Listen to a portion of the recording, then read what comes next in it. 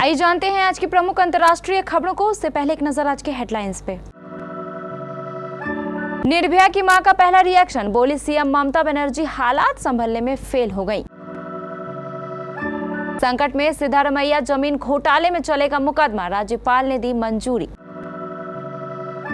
Case में high court पहुंची कर्नाटक सरकार, सीएम सिद्धारमैया के खिलाफ आदेश को दी चुनौती। उदयपुर चाकूबाजी के आरोपी के घर चला बुलडोजर, धमकी वाली चैट भी हुई वायरल। कानपुर में रेलवे ट्रैक पर लोहे का स्ट्रक्चर कौन रख गया। यूक्रेन से अपने सैनिकों को बाहर निकालने लगे पुतिन, रूस में यूक्रेनी सेना के हमले का दिखने लगा असर। डिफेंस सेक्टर में फिर से रॉकेट बनने को तैयार ये शेयर, कई कंपनियों की डील कर रही यही इशारा। स्त्री 2 की ताबड़तोड़ कमाई, 2 दिन में 100 करोड़ के पार, श्रद्धा कपूर, राजकुमार राव की फिल्म। और भगवान आपको सद्बुद्धि दे, विनेश फोगाट ने ताऊ महावीर को किया इग्नोर, दीदी और जीजा का फूटा गुस्सा। पश्चिम बंगाल की राजधानी कोलकाता में स्थित आरजीकर मेडिकल कॉलेज और अस्पताल में ट्रेनी डॉक्टर की रेप के बाद हत्या कर दी गई। इस कांड को लेकर देश भर में लोग आक्रोशित हैं। देश भर के डॉक्टर्स विभत्स घटना को लेकर आंदोलित हैं और वे स्ट्राइक कर रहे हैं। अब इस नृशंस रेप और हत्याकांड मामले में निर्भया की मां आशा देवी की पहली प्रतिक्रिया सामने आई है। उन्होंने कहा कि पश्चिम बंगाल की मुख्यमंत्री ममता बनर्जी हालात को संभालने में फेल रही हैं, लिहाजा उन्हें अपने पद से इस्तीफा दे देना चाहिए। बता दें कि साल 2012 में देश की राजधानी दिल्ली में निर्भया के साथ गैंगरेप के बाद उनकी हत्या कर दी गई थी। इस घटना के खिलाफ देश भर में उग्र विरोध प्रदर्शन हुए थे। लोगों के आक्रोश को देखते हुए सरकार को महिला सुरक्षा को लेकर कठोर कानून बनाने पड़े थे। पश्चिम बंगाल में एक ट्रेनी डॉक्टर की कथित बलात्कार के बाद उनकी हत्या कर दी गई। इसके खिलाफ देश भर में विरोध प्रदर्शन हो रहे हैं। इन सब के बीच साल 2012 के दिल्ली गैंगरेप मामले की पीड़िता निर्भया की मां आशा देवी ने शनिवार को पश्चिम बंगाल की मुख्यमंत्री ममता बनर्जी के इस्तीफे की मांग करते हुए कहा कि वह स्थिति को संभालने में फेल रही हैं। आशा देवी ने पीटीआई से बात करते हुए कहा कि दोषियों के खिलाफ कार्रवाई करने के लिए अपने पावर का इस्तेमाल करने के बजाय मुख्यमंत्री ममता बनर्जी विरोध प्रदर्शन करके लोगों का ध्यान भटकाने की कोशिश कर रही हैं। बता दें कि 9 अगस्त को कोलकाता के आरजीकर मेडिकल कॉलेज और अस्पताल में 31 साल की ट्रेनी डॉक्टर के साथ कथित तौर पर बलात्कार किया गया और बाद में उनकी हत्या कर दी गई। कर्नाटक के मुख्यमंत्री और कांग्रेस नेता सिद्धारमैया भारी संकट में घिरते नजर आ रहे हैं। राज्यपाल थावरचंद गहलोत ने मैसूर अर्बन डेवलपमेंट अथॉरिटी द्वारा साइट आवंटन में कथित गड़बड़ी को लेकर खिलाफ मुकदमा चलाने की मंजूरी दे दी है। राज्यपाल ने यह फैसला टीजे अब्राहम, प्रदीप और स्नेहमयी कृष्णा की ओर से दायर 3 याचिकाओं को ध्यान में रखते हुए लिया है। मिली जानकारी के अनुसार सीएम पर भ्रष्टाचार निवारण अधिनियम 1988 की धारा 17 और भारतीय नागरिक सुरक्षा संहिता 2023 की धारा 2018 के तहत मुकदमा चलेगा। मैसूर जमीन घोटाले में मुख्यमंत्री सिद्धारमैया पर मुकदमा चलाने के निर्णय को कर्नाटक सरकार ने कोर्ट में चुनौती दी है। राज्यपाल थावरचंद गहलोत ने मुख्यमंत्री के विरुद्ध केस चलाने की इजाजत दी थी। बीजेपी लगातार सिद्धारमैया के इस्तीफे की मांग कर रही है। वहीं कांग्रेस ने राज्यपाल पर राजनीति करने का आरोप लगाया है। कर्नाटक के मुख्यमंत्री सिद्धारमैया मुश्किल में है। राज्यपाल ने मैसूरी शहरी विकास प्राधिकरण की ओर से जमीन आवंटन में अनियमितताओं के मामले में उनके खिलाफ मुकदमा चलाने की मंजूरी दे दी। बीजेपी इस मामले में मुख्यमंत्री और उनकी सरकार पर लगातार हमलावर है। बीजेपी ने सिद्धारमैया पर भ्रष्टाचार का आरोप लगाते हुए उनके इस्तीफे की मांग की। सिद्धारमैया ने अपने और अपनी पत्नी बीएम पार्वती के खिलाफ लगे सभी आरोपों को खारिज किया है।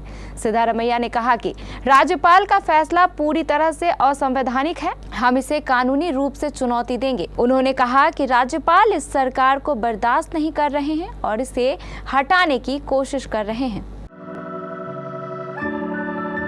राजस्थान के ऐतिहासिक शहर उदयपुर में शुक्रवार को 2 बच्चों के बीच झड़प के बाद से शहर में तनाव का माहौल है।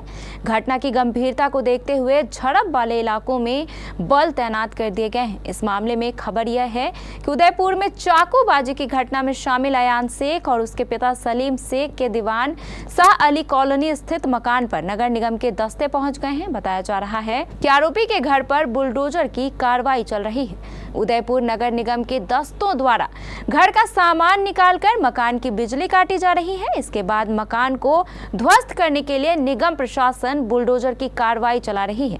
मौके पर भारी संख्या में पुलिस बल मौजूद रहे। यूपी के कानपुर में साबरमती एक्सप्रेस के 22 डिब्बे पटरी से उतर गए। रेलवे मंत्री ने इसे साजिश करार दिया है। घटनास्थल पर लोहे के स्ट्रक्चर भी मिले हैं। आशंका है कि इनसे ही ट्रेन की टक्कर हुई है। पुलिस और आईबी की टीम जांच में जुटी है। लोहे के बोल्ट्स भी मिले हैं जिनकी जांच की जा रही है। रूस और यूक्रेन युद्ध एक महत्वपूर्ण मोड़ पर पहुंच गया है। यूक्रेनी सेना रूस के अंदर घुस गई है, जिसने पुतिन की सेना की टेंशन बढ़ा दी है। इसी बीच ऐसी खबर आई है कि रूस अपने सैनिकों को कब्जाए गए यूक्रेन के इलाके से निकालने लगा है। यूक्रेन में तैनात सैनिकों को रूस के अंदर पहुंची यूक्रेनी सेना से लड़ने के लिए भेजा जा रहा है।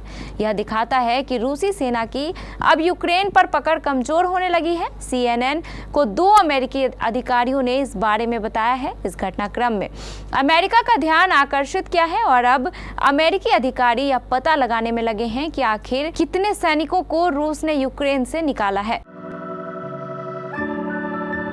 डिफेंस सेक्टर से जुड़ी कई कंपनियों के शेयर फिर से रॉकेट बनने को तैयार हैं। अगर आप अपने पोर्टफोलियो में अच्छी कंपनियों के शेयर शामिल करना चाहते हैं तो डिफेंस सेक्टर से जुड़ी कंपनियों के शेयर शामिल कर सकते हैं।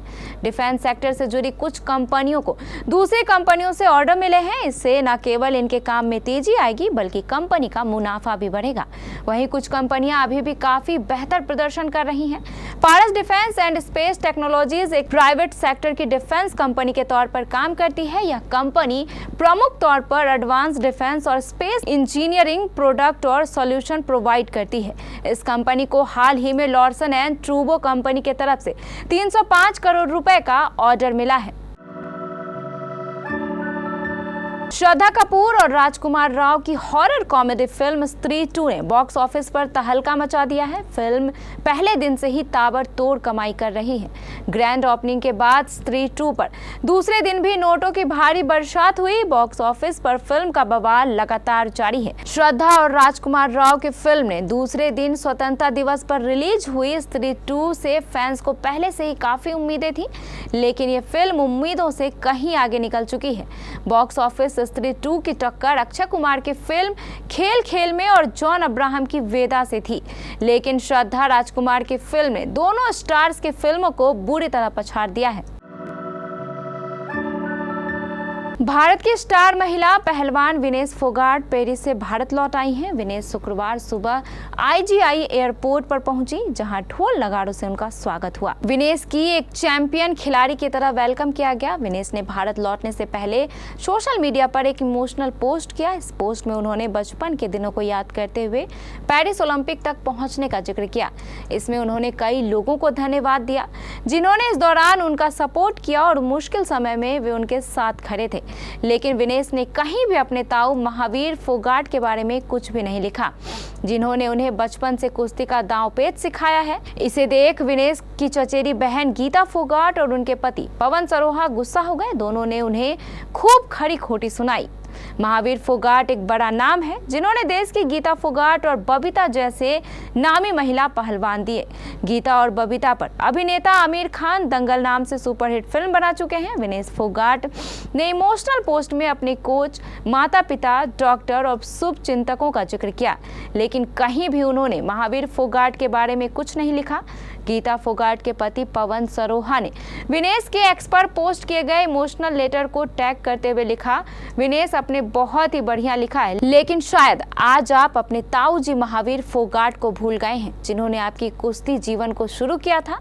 भगवान आपको सद्बुद्धि दे।